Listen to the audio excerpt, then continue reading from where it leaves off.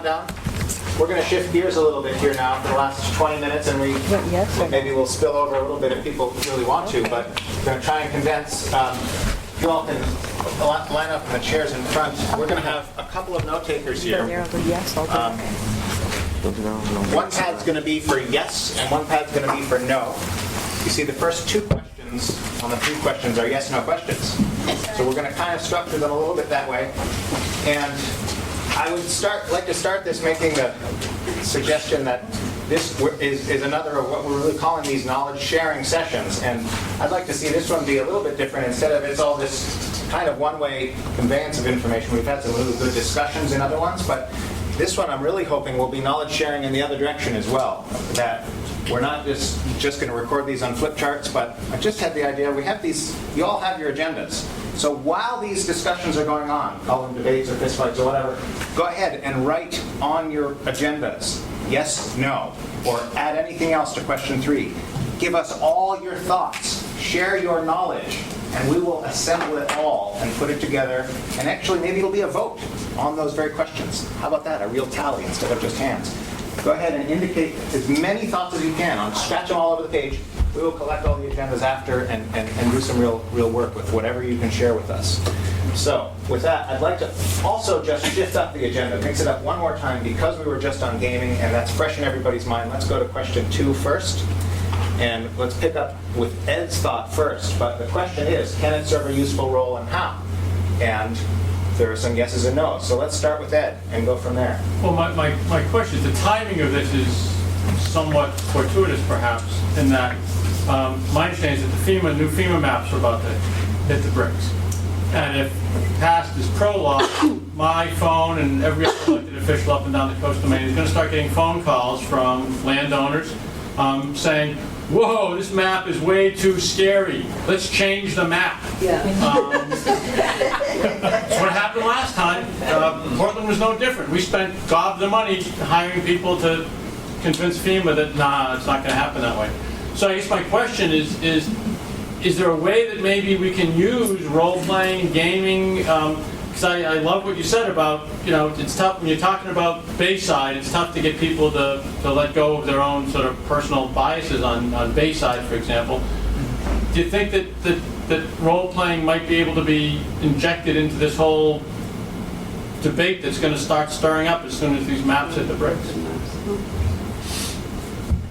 Personally, I feel that it definitely can, especially if they focus the role-playing scenario for that situation around those maps, but and incorporate it how we have with not calling it Bayside, for example, but a town like that is going to be dealing with that issue. I certainly think it can.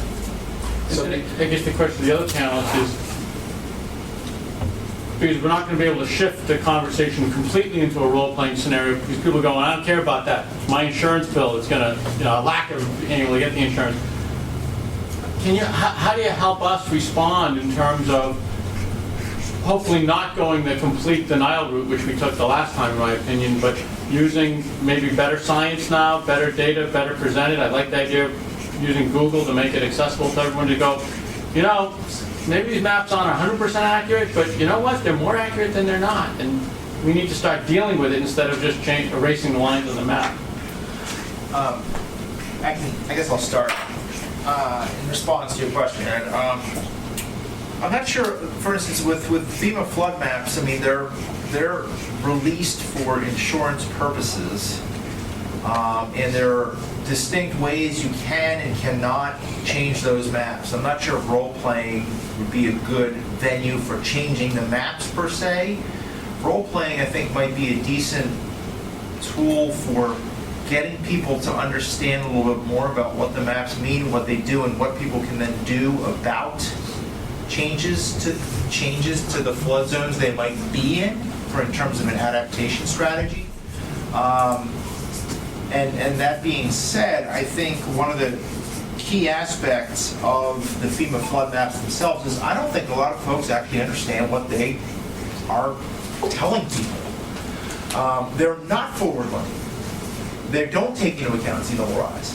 They are a tool to look at past historic events and communicate existing current risk based on past events for the 100 or 1% floodplain. That's what they're meant to do. And I think the general public gets lost in, they see a red color or blue color, whatever it is on their property, and they automatically think that, we have that's it, we're done. They don't understand where the maps come from. I don't really think the FEMA folks that come and talk about them do the best job of explaining what the maps actually do. I think that's part of what gets lost in translation. It's just a map that's shown, and people automatically think, because I'm in a V zone or an AO zone now, whatever it is, it's the end of the world. I definitely think that if there is a way for the city or a town who is getting new maps to have an education and outreach component in conjunction potentially with not necessarily FEMA, but maybe MEMA or the floodplain office at the state, to at least get people thinking about what the maps actually mean. I've attended some of the sessions where FEMA rolls out its new maps, and it isn't a pretty process. So on the FEMA issue, go ahead, Jay. I guess my answer is it's just kind of a strange oddity that an insurance program like FEMA is subject to a public process and voting. Usually insurance isn't involved in that. I've got a 25-year-old son. I was really, really angry when he learned to drive and my insurance went up $2,000 to $3,000 a year. He was a straight-A student. I thought it was a complete injustice. He was a good driver. It wasn't going to happen to him. Well, he did about $1,500 damage to my car in the first year, and 2 weeks ago he completely totaled his own car. Total loss. It was a $6,000 nice used car. So they were right. Okay. They were absolutely right. So what does this mean? Of course, if I had had a chance to vote against my $3,000 increase, of course I would have. If there was somebody I could have called who could have changed that to a $2,000 increase or $1,000 increase, I would have called that person and asked for that. Okay, so role-playing with FEMA rezoning. Maybe it has some utility, customized games. We might be able to come up with something. Some yeses, some nos, some sensitive issues. Let's get at the question more generally. Role-playing as a phenomenon. We were just talking then about technical information. Remember that paper I mentioned? Here it is again if people want to reference it on the way out.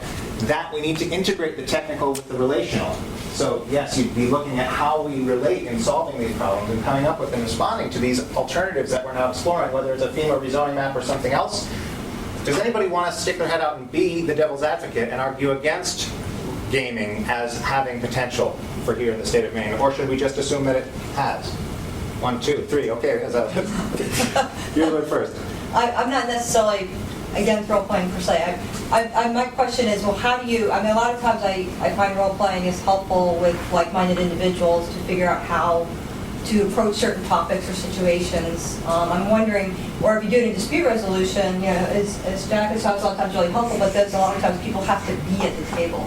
So how do you get the multitude of parties at the table to actually subscribe to role-playing? Because a lot of people also have a strong knee-jerk reaction against role-playing. So how do you do You said that? 100 to 200 people, events in a couple weeks. The last one didn't have many. Where was all that outreach happen? Getting people there is maybe a no, that's a problem or a barrier It's a anyway? barrier, yeah. Yeah, definitely. Getting people there is definitely a barrier Of that we opposite notice. viewpoints. So Malcolm was next, then Paul, then Bill. Oh, and- I think I have a concern that at least, and perhaps I don't fully understand it, but as presented, it's not clear to me whether the outcome of the design is to get a process outcome in which people learn to deal with one another about sensitive issues, right? Or whether the design is more focused on the content outcome of changes in attitudes about climate change. If it's both, then I think you're really trying to get an awful lot done in 1 hour with a random group of people. And if it's one or the other, then I think that probably ought to be a little more clear. It seems to me you can design for one of those, you're going to pre-test, but I guess I'm fairly skeptical about being able to accomplish both goals in 1 hour with 7 people. Thank you. So instead of having discussion about every one of these, because we've got to shift topics, let's see how many more of these we can get in the next couple minutes, and then we'll, and if any of them are yeses, then please also raise your hand in a moment. But next it was Paul, then Bill, and Ann.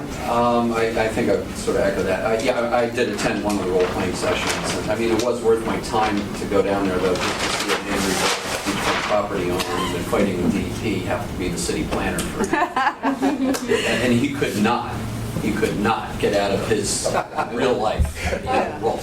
So in that way, it didn't help me at all. But I do think that my only thought as I left there, and I had chatted to JT about it as we left too, was that my feeling was, wouldn't this time have been better spent, and the outreach and the number of people who were involved be better spent just by actually doing a real life? Doing a real life. Why was the guy next to me acting like John Carter as the Wells Town manager, when John Carter was, probably a couple miles away? Okay, so, I mean, I just, Important question. I wish we had an afternoon to discuss all these. And Bill? I would say that people who choose to do role-playing are a subset. Right. And whether or not that subset represents the community, or what you learn or what they learn will necessarily reflect or be translatable to the general community. I have drawers with dice with way too many sides on them from my younger days. And there were certain people that I could not talk to about this. And if I were to talk to them about it, they would have marginalized me in anything I had to say. Mr. D&D, thank you. And Ann, one more. No, I just echo that. I think there are kind of like two kinds of people in the world, those that like to role play and those that don't. And I feel like a lot of the ones that don't live in Maine. Is it representative? Is it representative of the democracy and the people who are actually going to do this? Okay. Oh, Jack and Rebecca. Role-playing is one thing, but part of it is, really the reason we use it is to learn about consensus building or collaborative skills.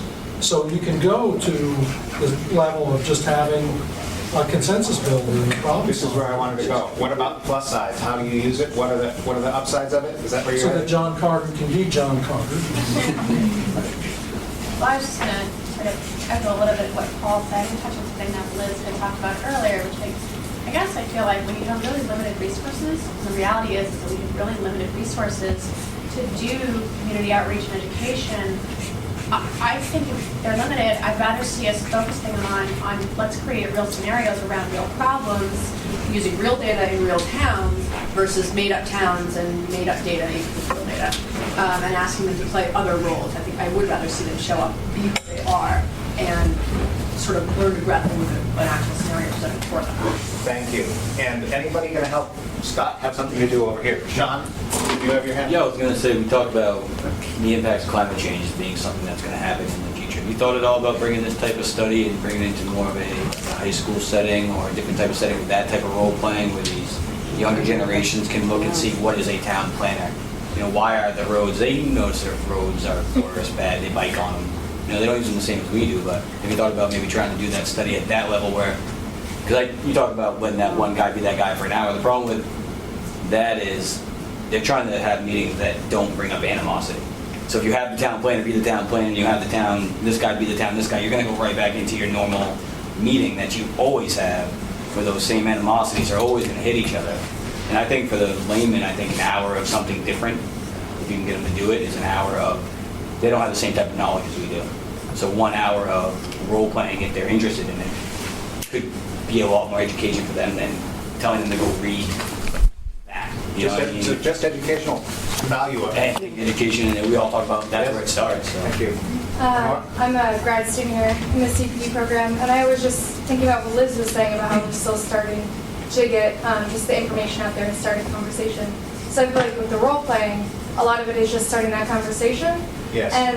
And to put yourself in someone else's shoes, it also helps with the implementation step that, what's your name again? Pete's talking about. That's the hardest step. So to be able to put yourself in other people's shoes, it can maybe give you a one-up on like where we're actually going to go. Some people say the real reason we're not implementing is lack of empathy. Yeah. This has been great. So because some people are going to leave right at 5, if you have any comments, any answers to any of these questions, please write them on your orange sheets and leave them with us as you leave, maybe that table right over there. But meanwhile, there are only 4 minutes left in what's programmed. Let's shift back to question 1. the first really meaty, juicy question we were wrestling with earlier. We didn't have questions for Liz earlier. If you have them, now would be the time as well. It's really opinions to this yes or no question that JT was articulating. How well can the comprehensive plan amendment approach be used to address these goals? It's a huge suite of complex things we're wrestling with, and he laid out a framework. Who thinks that doesn't have potential? Some work over on this end. What are some problems with what JT laid out? Are there any? Yes. I could definitely say, I mean, in my town, we've been wrestling over whether or not to update the comprehensive plan. And last time that, a lot of people felt like we spent a lot of money for a plan that ultimately wasn't approved by the state. So, I mean, it's just become a toxic issue. And people don't, and I think, so, well, I actually think there's some reasons why it could work, and it's a great idea in some communities. In some communities, I think it's going to be a toxic issue. It can be a huge expense to work on the comprehensive plan. And a lot of people just have a kind of a knee-jerk reaction against planning. They think it's a waste of taxpayer dollars. Okay, those are excellent opinions. How about on the other side? Reasons why this would be good. JT, you want to respond to that first? Yeah, the reason why that's not the way it kind of shakes out in New York is because for 15, 20 years, they decided they're never sending their plans into the state. So they completely sidestepped that whole issue. Well, and they And they don't. Yeah. And their attitude is if someone wants to challenge our plan, they can challenge our plan. It's a good plan, we did it, we didn't send it into the state, so what? Yeah. The other thing is it's going to be toxic no matter how you deal with it. So, and the second issue about the money is they have a really good town planner staff, and they got money from the Regional Planning Commission, from DACF, it was free. Yeah. So, They were free's smarter good. than our town.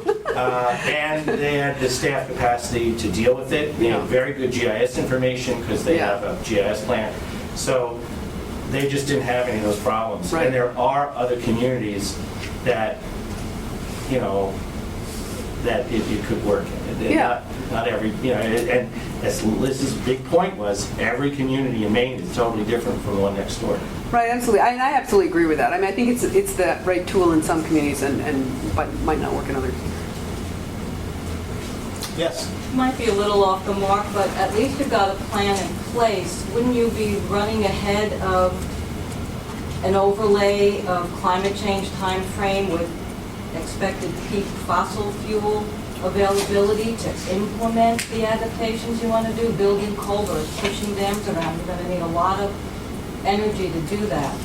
And if you don't have a plan in place and you run up against that, you don't know where to begin. So that's a yes because it's insurance against fossil fuel shortages? At least you have a plan in place and you can start implementing something and maybe prioritize it for the most important pieces first while there's enough energy availability to implement them. Thank you. Others? Yes, Paul? Yeah, I think I had something of a revelation on that, which I don't get too often, but I think with the comp plan, I think it actually, now that I think about it in a little more depth, it actually provides a path forward, I think, for getting some work done. I mean, I think we spent a lot of time talking about how difficult it is to move towns to do something, and I think with all due respect to conservation commissions and sort of ad hoc groups that are out there promoting some of this type of work, I think in some respects, even with sort of maybe some of the toxic aspects of comp planning, I think it does provide that, it does provide sort of a linear path to try to get some, at least some regulatory stuff done, and maybe some capital improvements type. And follow-up from Rebecca. Thank you, Paul. That's very I helpful. don't think it's a simple, I don't think it's a blanket yes or no. We have communities who write comp plans, they update them routinely, they're good at implementing them. It's a process and a product that they know and use. And I think for those communities, there's a lot of possibility that this would help move forward in terms of climate change. And then we have communities that, they had a bad experience the first time they wrote it. They don't ever want to write it again. Comp plan is a four-letter word in their community, and it's probably not going to be a viable option for that community. So I just don't think it's a blanket yes and no, this is a great tool across the board. I think it is the right tool for some communities, it's not the right tool for other communities. Shades of gray, spoken like a true planner. Bill? In terms of using comprehensive planning as a tool, I think comprehensive planning itself, it's a great product, but it's also an education tool. And many times when you're doing a comprehensive plan element, you take the planning board in the community and you go and you do your site walks and you see things through a particular lens. And while someone might walk Commercial Street 100 times, 1,000 times their entire lifetime, if you ask them to go down there and look for things that are specific, they will see it differently. And so comprehensive planning is a great education tool. The educational value of it, again, just as with role playing. One more, Ed. I think comp plans are great, and I think the nice thing about Portland's comp plan is I could probably look into it and I could find a chapter that would support my contention that we need to deal with sea level rise, but I could find a chapter that help me say that we shouldn't. But I'm a politician, so let me just speak on both sides. I think, frankly, what I'm saying is not just the FEMA maps, but insurance requirements in general is what's driving more of an immediacy of forcing decision makers like me to deal with this issue than. Would you say it helps us equivocate? Is that the... I wrote that. More than you can, but What did you write? I wrote that inconclusive. Okay, well, thank you all so much. This has really been rich. I appreciate it. And another round of applause for our speakers. Well, okay, thank you. And